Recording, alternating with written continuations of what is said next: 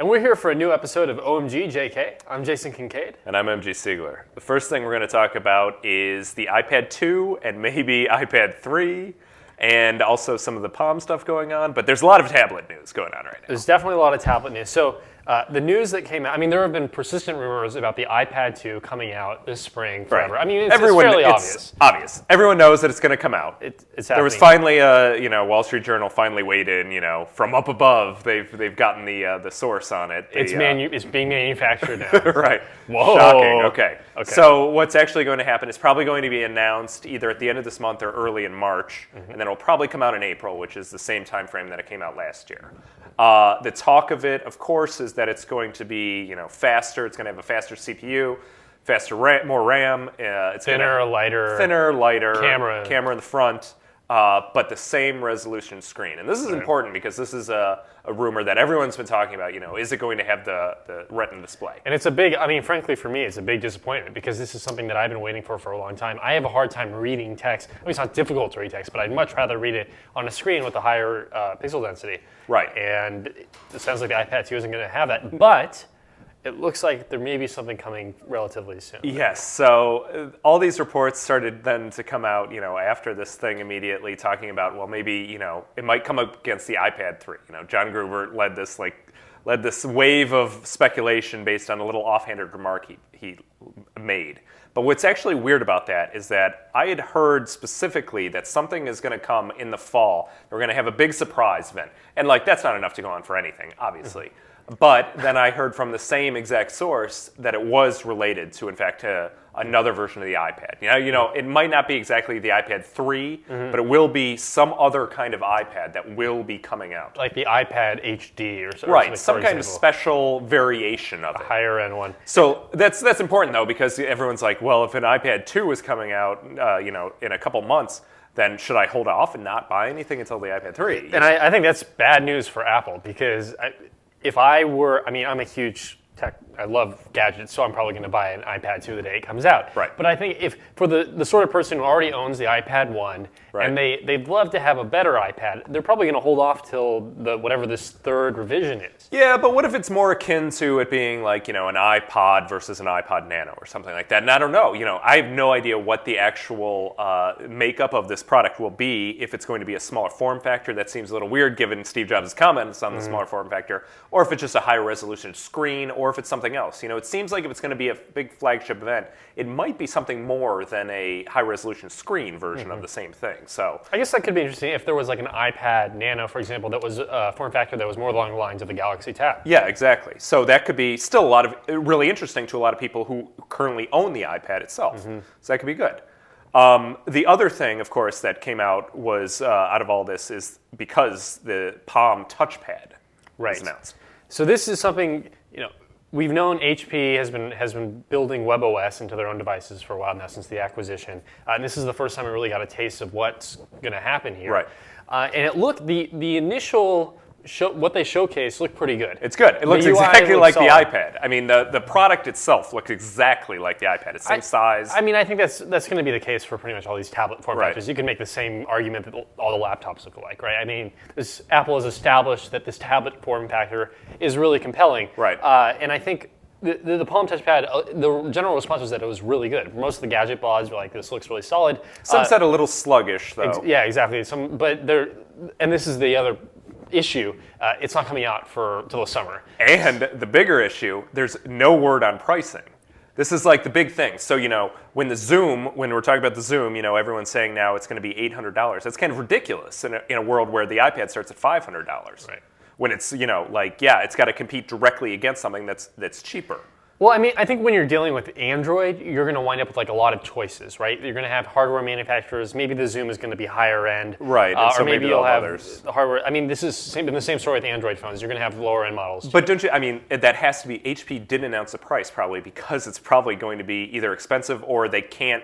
They're not sure. They're trying to slim it down a little bit so they can get the price within the iPad range. Well, I think when you're so far out, it sounds like they may be 4 months out, maybe 6 months out. I think when you're that far out, there may be component pricing. They may not know actually how much it'll cost them to build it. Right. They're not going to know what the landscape is. I think it'd be sort of foolish to pre-announce what the price is going to be when 4 to 6 months from now there may be some Android device that's only $350, or maybe there's the new iPad is cheaper or something like that. So I don't think the pricing is a bigger issue. I think the fact that they're not coming out till the summer, though, they're going to be so far behind. Right. iPad 2 will definitely be out by then, and maybe this iPad 3 will be nearing, and then there might be 2 or 3 Android tablets that are already out running Honeycomb at the time. Definitely. And the question to me then becomes, who is going to buy the Palm tablet, right? The big selling point is going to be the OS. Yes. And I think Apple's OS is really, really good. Right. And I think the Android OS, from what I've used, it looks pretty nice I too. will say that I really like WebOS. I mean, I used it at the original Pre, which was pretty crappy of a hardware in my estimation of it. It was very slow. I hated that keyboard thing, that whole thing. But I did like the overall concept of it. I liked the way that it worked. I liked the notification level of it. It was all very nice, and I think that could work really well on a tablet.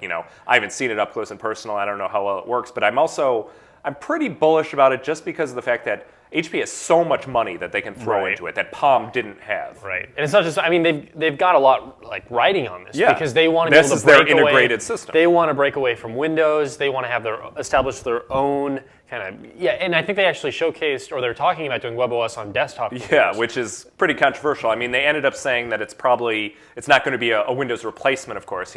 Maybe in their not spoken dreams it will be, but right now it's going to be just kind of a part of Windows. You can run it as a software application on top of Windows. But yeah, that's really interesting that all of this will be integrated. They have a new Pre coming out. They have a new smaller version of a phone coming out that will all be running WebOS. So yeah, that's pretty good. So there's going to be, it sounds like 4 really strong, or we'll see how strong WebOS really becomes. But you've got iPhone, Android, and then Windows, which brings us to our next topic, is Windows, or Microsoft, and Nokia. Yeah. And the story here seems to be that Nokia is going to start offering Windows Phone 7 OSs on its phones. It's a really big deal. This is huge. This is huge because Nokia is still the world's leading phone manufacturer. Now, they've been behind in smartphones. They're still huge in smartphones, but they've been behind because they're simply not nearly as good as the iPhone or any Android phone.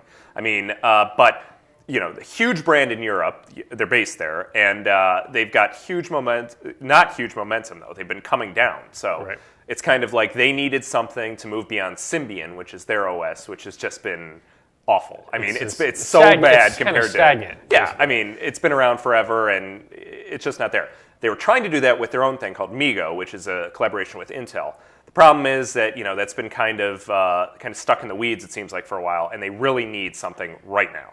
Right. And I think what this is going to do, I mean, it's a huge punch in the arm for Microsoft, because it's going to give them distribution that, right now you walk into a phone store and you've got a couple Windows devices, you've got a ton of Android devices, you've got the iPhone, and now with all these Nokia phones, there's going to be like a dozen Windows devices. Well, not necessarily in American stores, because there's been no Nokia persons, but this is also big for that. I mean, it makes a lot of sense. This deal makes a lot of sense, though does it make as much sense as if they had gone with Android? I mean, Android is the fully open source system. They could have integrated it pretty easily. They could have customized it pretty easily.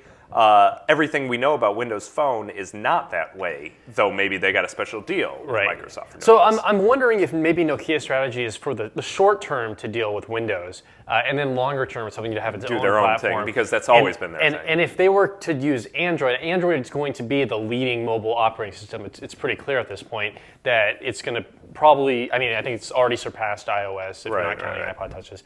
And looking 2-3 years down the road, Android probably will be the one to beat. For Nokia to be helping Android out, I don't think would be the smartest thing in the world. To help Windows out, which at this point is sort of, it'll do all right, but it's not going to win the race. Right. Yeah, I mean, they're way too late to the game. It is a very nice OS. It's great because it's different. They've thought about it from the ground up, and that's great. And that's why it's great that they're partnering with Nokia here, because they'll be able to get this device in millions of people's hands, whereas before it would have been a lot more complicated. The other really interesting thing about this, though, is that it really seems like that there is something going on behind the scenes here where Microsoft was able to, There were reports early on. I think we actually wrote a report about this, that they were having some discussions about should Microsoft buy Nokia. This is last year, and maybe years before that too, talking about how Microsoft should play their mobile strategy and maybe they should buy Nokia. But that ended up not happening, of course. But what did end up happening is that someone from Microsoft ended up becoming the CEO of Nokia, and now he's the one spearheading. They're all buddy-buddy. They're all buddy-buddy. They just installed a new head of U.S. operations who's also ex-Microsoft. And I think there was a story, someone had a really clever headline that was it Microsoft acquired Nokia for $0? for $0 billion. Yes. And so is this really a puppet regime now that's inside of Nokia that's kind of just given Microsoft this huge potential market share out of nowhere? I think, yeah. I mean, obviously, we don't know what Nokia's internal strategy. I think this is more of a stopgap solution in that a year from now, we may see Nokia doing some different things. But does that screw Microsoft then? If they just walk away all of a sudden, they're doing these deals now, they sell a couple million handsets or whatever, and then they just walk away, and then Microsoft loses all that market share that they have. I think Microsoft will take what it can get. I mean, that market share isn't going to evaporate immediately because people are going to still have the phones they've already purchased. And if I were Microsoft, I'd be very, very enthusiastic. I'd hold on to this as long as I could and try to work out a deal with Nokia to ensure this partnership is longer lasting. But yeah, I don't think this is really going to. Even if Nokia eventually does launch their own competing OS, I don't think Microsoft is really going to be upset about that. Right now, I mean, the alternative would be they're not going to be on Nokia in the first place. Yeah, right. I can't wait to see if this actually works in the United States, though, because Nokia has been so big in the other parts of the world and just fell completely flat here. I mean, for a little bit in the '90s, they had a good Nokia phone. I had Snake. Yeah, they had they had some great in that regard. But then they kind of just fell off the face of the earth in the United States, at least. And so if they're able to leverage Microsoft to get back into the United States market, that could also be pretty key for them. Yeah, but I still think it's sort of a long shot for that. Yeah. Okay. Yeah. I think that does it for this episode of OMG JK. Thanks for tuning in. Make sure to subscribe to us using the iTunes link below. Thank you.